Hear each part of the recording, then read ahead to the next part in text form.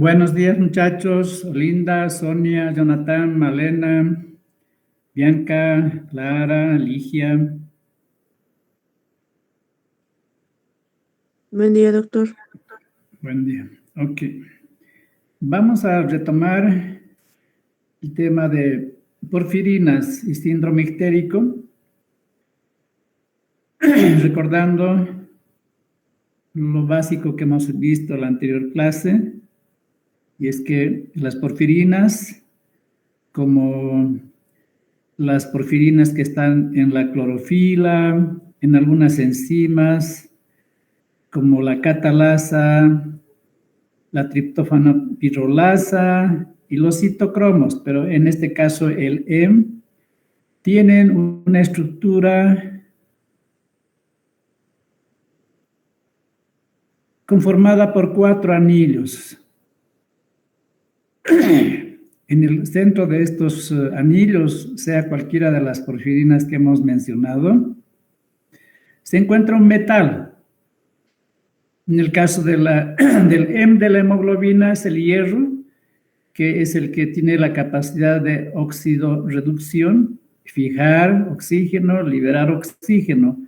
En el caso de las otras sustancias, como los citocromos, también procesos de oxidorreducción en la cadena de transporte de electrones, y las dos enzimas que hemos mencionado, la catalasa y la triptófano pirrolasa, también que son enzimas que participan de estos procesos de oxidorreducción. Esa es la importancia de conocer que el hierro, el cobre, el azufre y otros compuestos son los que intervienen en este compuesto, valga la redundancia, llamada porfirina, con el nombre concreto de M, que ya sabemos forma parte de la hemoglobina, que es la que permite la oxigenación y también el equilibrio del pH en nuestro organismo. Tienen diversas imágenes que ya hemos visto en la anterior clase.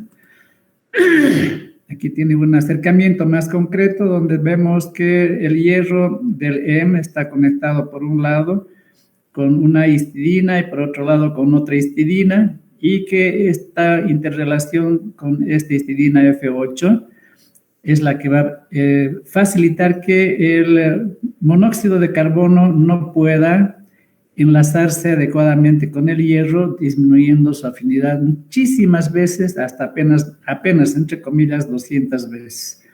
Esta es una ventaja que permite entonces no intoxicarnos con la cantidad pequeña que existe en nuestro medio de monóxido de carbono. Hemos visto que el proceso de síntesis del M tiene varios pasos, 8 pasos en concreto. El último es la fijación del hierro.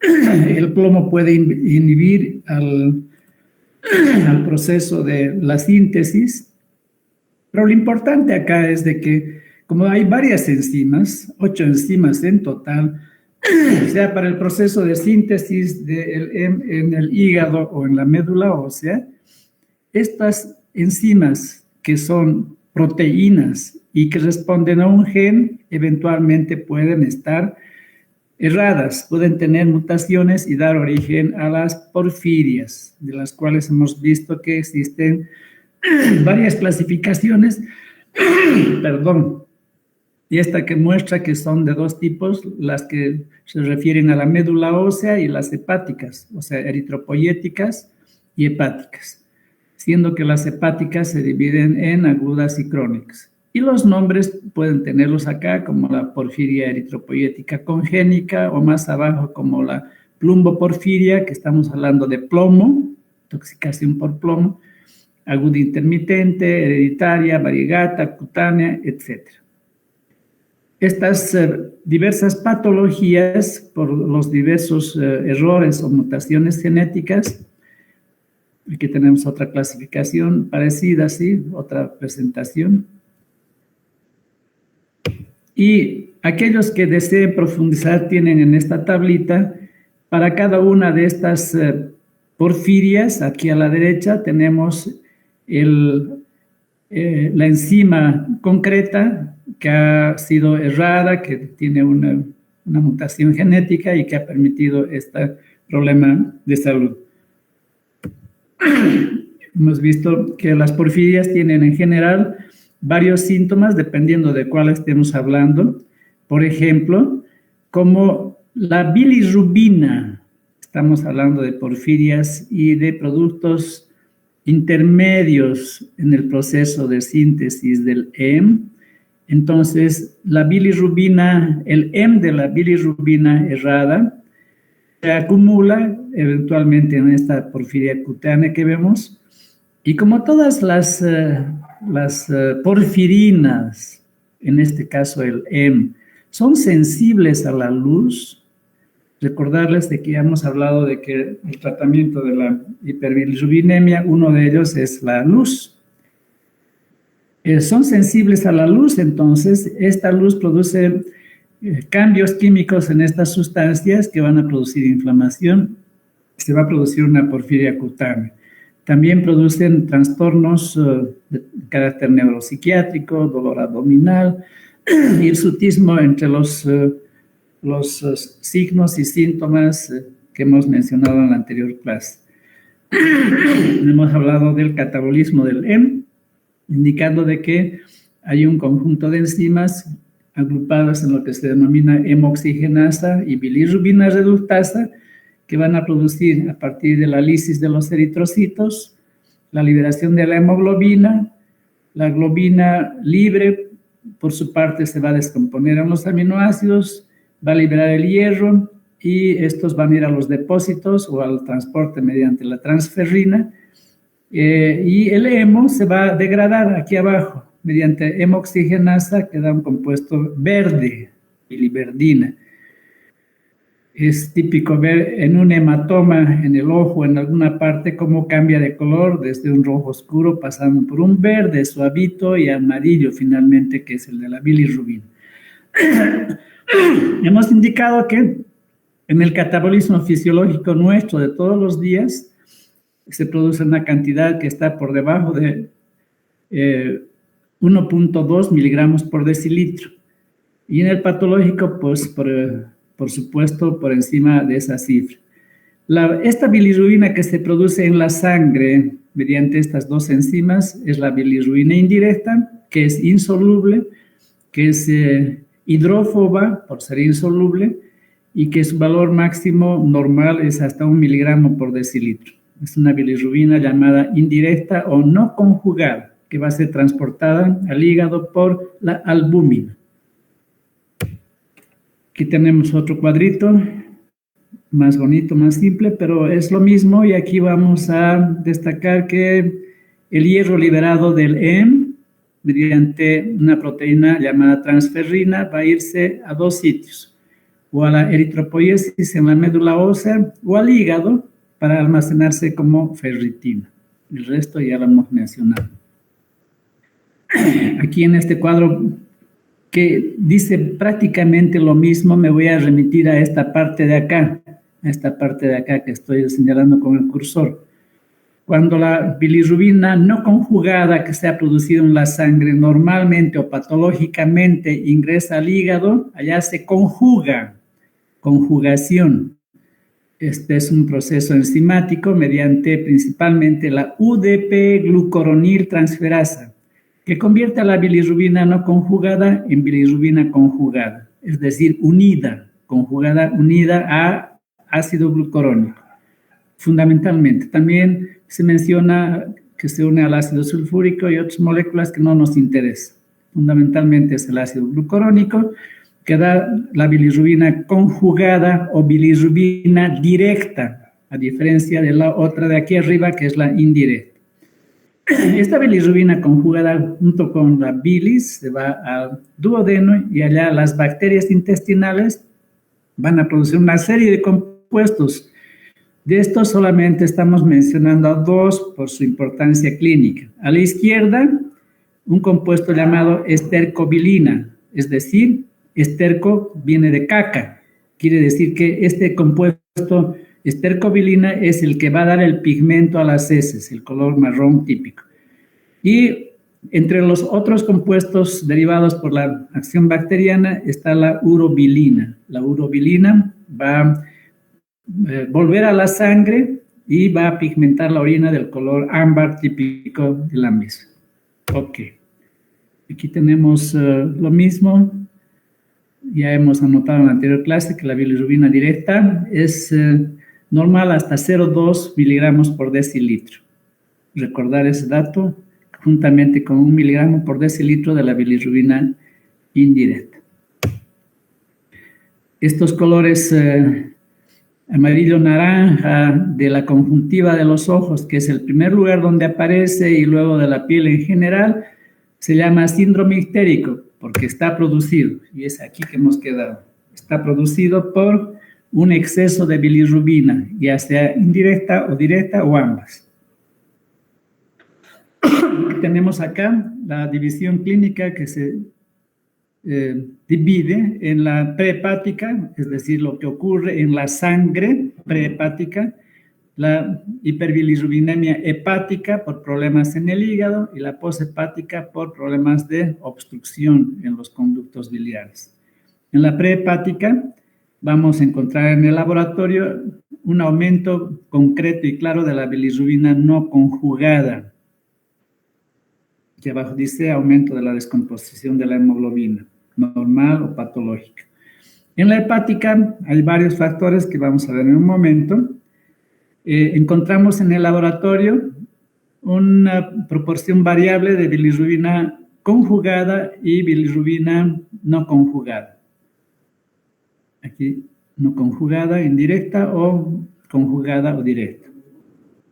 Aquí nos indican algunas causas generales como el déficit de la captación, conjugación defectuosa, alteraciones en el transporte de la sangre hacia el hígado y del hígado hacia los conductos biliares.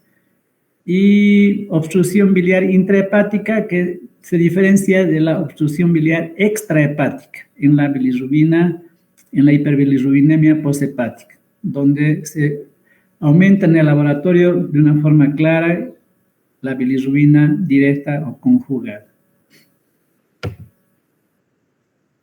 Entonces, aquí vamos a ir ya escribiendo lo que nos falta. Ahí en estos fenómenos de coloración por la estercobilina o la urobilina, vamos a tener un signo que es el de la coluria.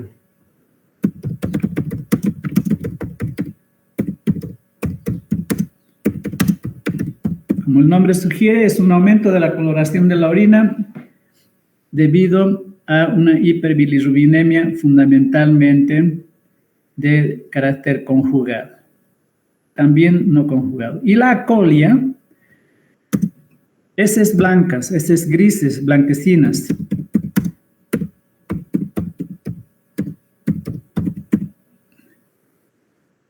Debido a obstrucción biliar. Entonces, como el árbol biliar está obstruido, no pasa bilis y no pasa la bilirrubina al duodeno y las heces pierden el pigmento y se vuelven heces blanquecinas. En este cuadro tenemos una serie de procesos patológicos que van a producir la prehepática, la ictericia hepática y la poshepática. Aquí podemos destacar la fisiopatología. La causa más frecuente es la hemólisis y la más frecuente, como lo he anotado en la siguiente presentación, son las anemias hemolíticas autoinmunes, que son de varios tipos y que es un problema relativamente común para los especialistas en hematología. El hígado no está afectado, sino sobrecargado por un aumento de la bilirrubina no conjugada o indirecta. En la hepática, las causas frecuentes son hepatopatías, por ejemplo, cirrosis, por ejemplo, hepatitis, y otras causas que veremos más adelante. Entonces, acá hay una alteración en el transporte, falta de la capacidad de los hepatocitos para captar, conjugar y eliminar la bilirrubina. Y aquí, en la poshepática, fundamentalmente las obstrucciones. Entonces acá tenemos un cuadrito más completo y volvemos a ver entre las hiperbilirubinemias de carácter o el síndrome icterio prehepático. Lo que les decía hace un momento, la causa más frecuente, patológica, anemias hemolíticas autoinmunes. También podemos encontrar en un problema que es relativamente común, aunque ahora con la atención prenatal ha disminuido, es la eritroblastosis fetal, en la cual sabemos ya que en un segundo embarazo,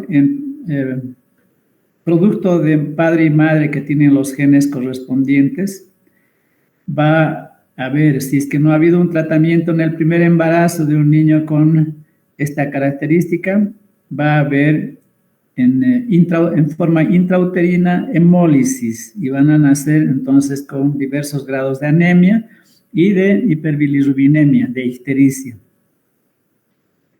En la malaria por falciparum, ustedes ya conocen que este es uno de los tres microorganismos más agresivos y que ataca al hígado y produce una cantidad importante de lisis, de glóbulos rojos. En este caso, no solamente hay palidez por falta de glóbulos rojos, por la lisis de los glóbulos rojos, sino se combina una palidez con cierto grado de síndrome ictérico. En la anemia de células falciformes, que es un problema de gente de color negro, no tenemos mucha gente acá, pero por ejemplo, si es que alguien va a ir al Brasil, van a encontrarse con que es un problema relativamente frecuente. En la anemia de células falciformes, los glóbulos rojos, entre otras causas, se lisan con facilidad y tienen anemia y hay una liberación de bilirrubina, del EM, que va a producir un aumento de la bilirrubina. Hemos anotado ya que en el laboratorio fundamentalmente está aumentada la bilirrubina indirecta. En la ictericia hepática, la causa más frecuente, que no es patológica, es la ictericia fisiológica del recién nacido. Entonces, principalmente en niños pequeños, prematuros, la causa es la falta de madurez del sistema enzimático del hígado de glucoronización. Las enzimas hepáticas, la UDP glucoroniltransferasa, no está todavía plenamente activa en la ictericia fisiológica del recién nacido. Entonces, hay un aumento de la bilirrubina indirecta y fundamentalmente lo que debemos saber acá es que este fenómeno aparece al segundo día, no aparece inmediatamente en el nacimiento. Eso acuérdense siempre. Si aparece inmediatamente en el recién nacido, entonces hay que pensar en otras causas más raras. Porque, les repito, el color amarillo-naranja, la ictericia aparece en este caso, en estos niños que tienen ictericia fisiológica recién nacido, al segundo día, acuérdense. El tratamiento es sencillo en general, es fototerapia, porque la luz tiene la energía suficiente como para terminar de romper los anillos del EM y facilitar su excreción, su liberación y su excreción. En casos de elevación excesiva, en los cuales hay peligro de que se produzca un problema de salud llamado, aquí abajo está, kernicterus, donde se produce por encima de los 20 miligramos por decilitro, especialmente en los niños pequeños, prematuros. El tratamiento es el fenobarbital.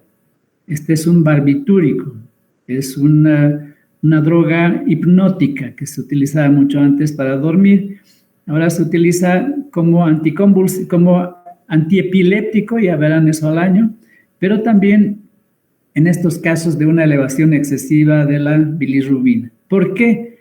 Porque estimula la maduración del sistema enzimático, el de la UDP glucoroniltransferasa fundamentalmente.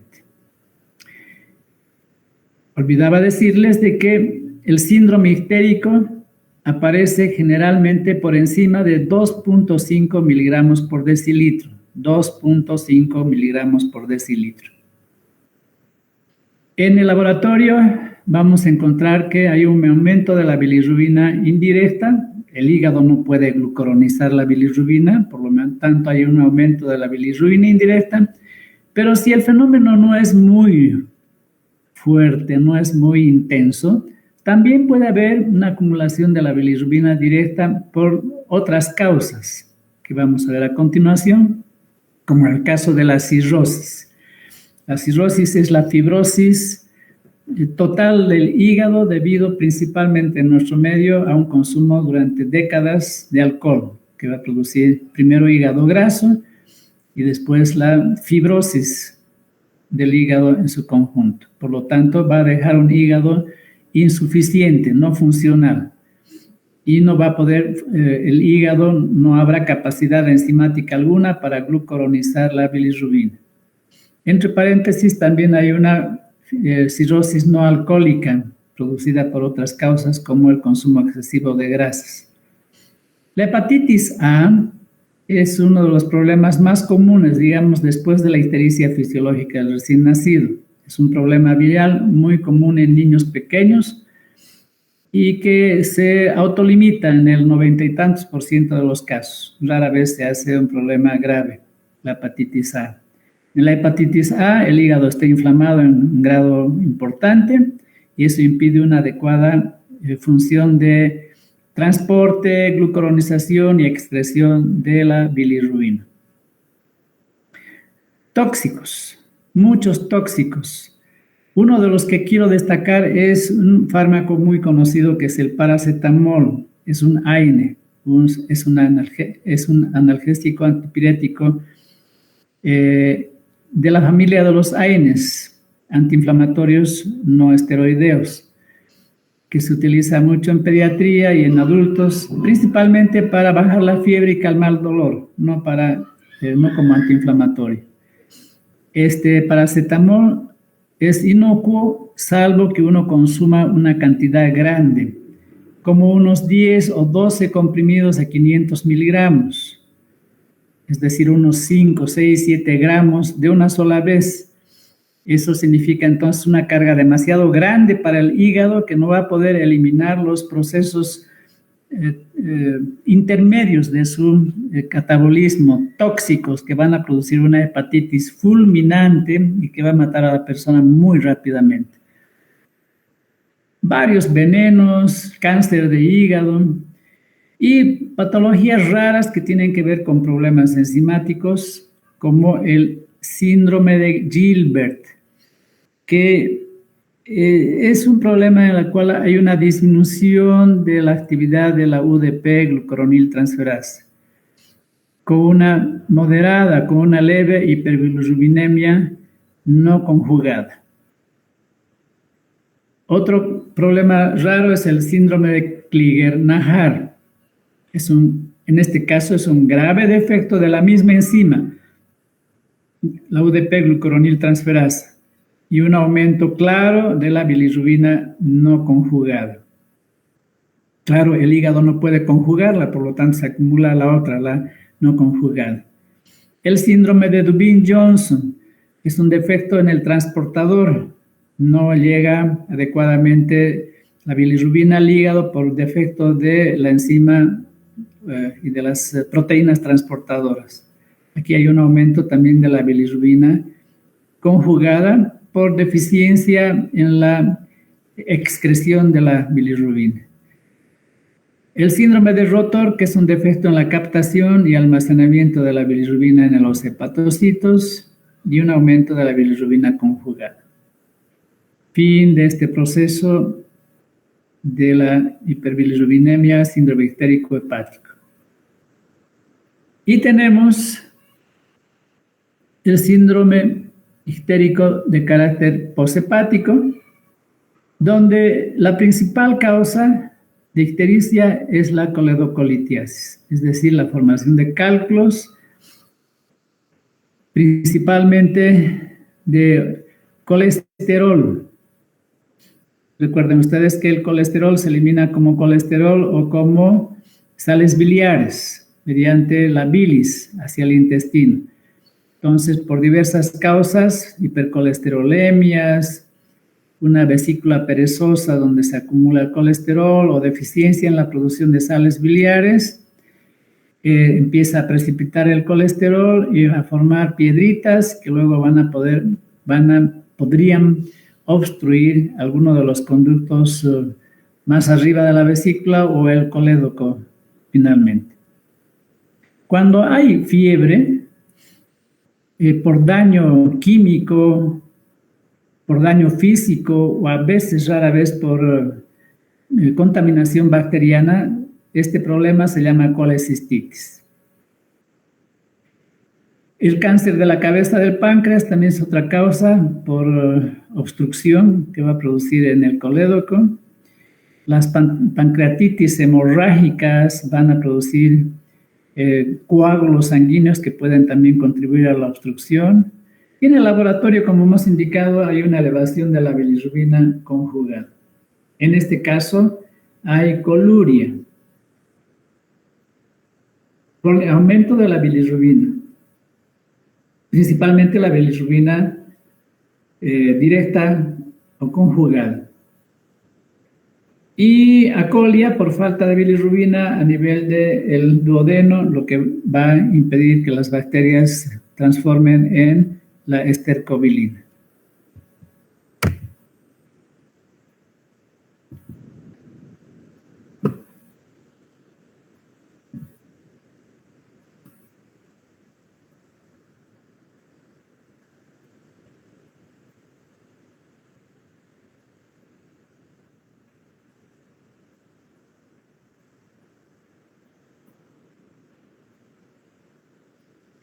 El otro tema para ustedes, que vamos a empezar un poquito nada más, es el de la integración del metabolismo.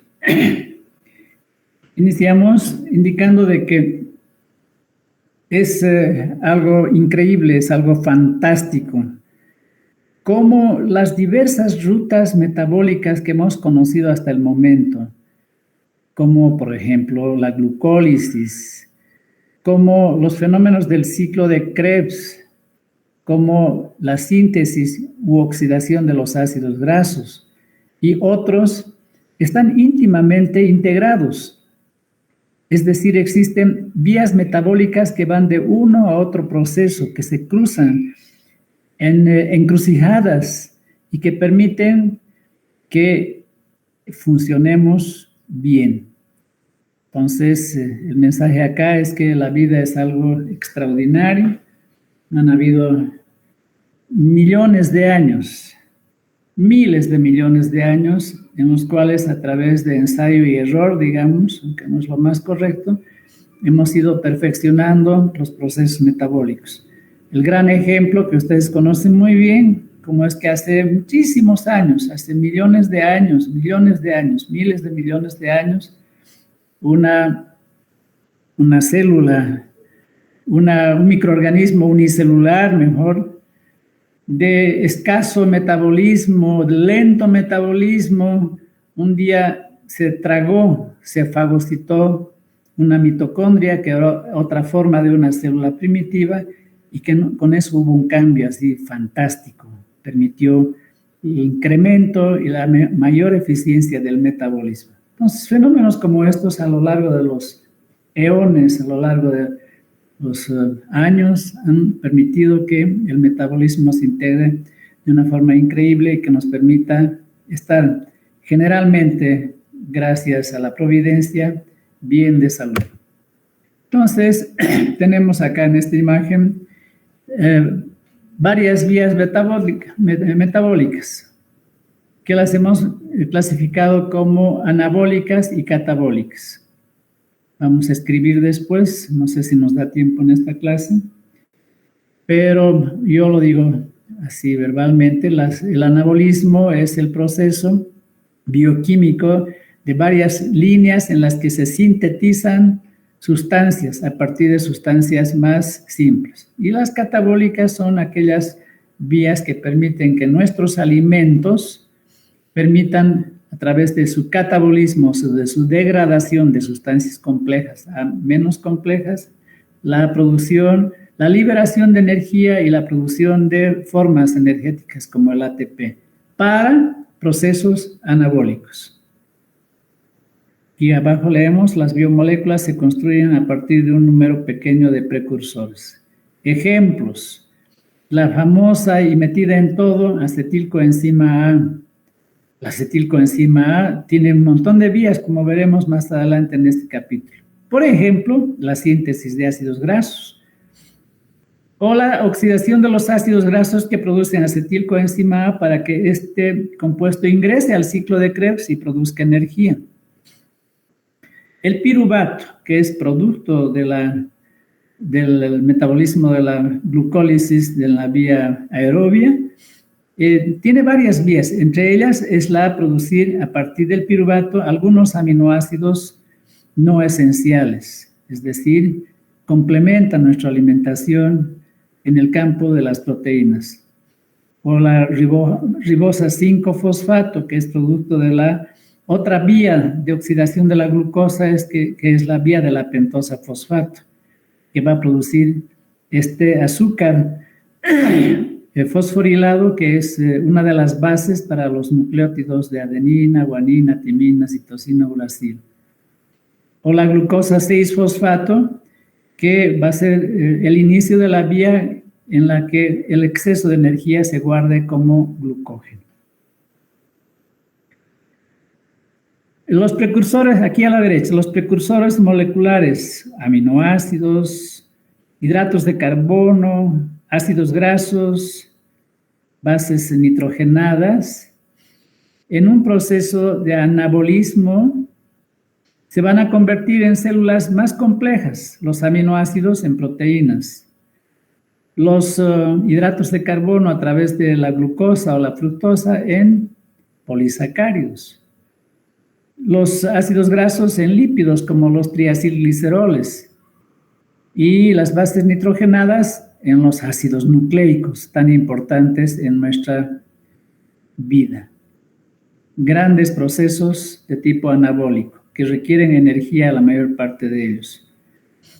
Entonces, a esa energía nos referimos aquí al centro, la energía química como el ATP, en forma directa, aquí arribita, ha de ser el insumo energético básico para todos estos procesos que hemos señalado aquí arriba. Y intermediarios como el NADH, que se produce en la glucólisis, en la oxidación de los ácidos grasos, en el ciclo de Krebs, lo mismo, el FADH2, también van a participar en la producción de ATP primero para que este ATP permita este conjunto de fenómenos. Y el NAD-fosfato reducido que está aquí abajito, el NAD-fosfato reducido, producto de la vía de la pentosa fosfato y del piruvato mediante la enzima málica, ha de participar en la síntesis de los ácidos grasos, que es un proceso reductivo. Los productos de estos procesos aquí están, el ADP, fosfato, NAD oxidado, NADP oxidado, FAD oxidado. Y tenemos los nutrientes que hemos mencionado como los carbohidratos, las grasas y las proteínas que a través de su catabolismo producen estos compuestos, acá en naranja, los mismos que acabamos de ver, produciendo como un producto de desecho estos compuestos como el CO2, que es producto final del catabolismo, agua o amoníaco, por la degradación principalmente de las proteínas.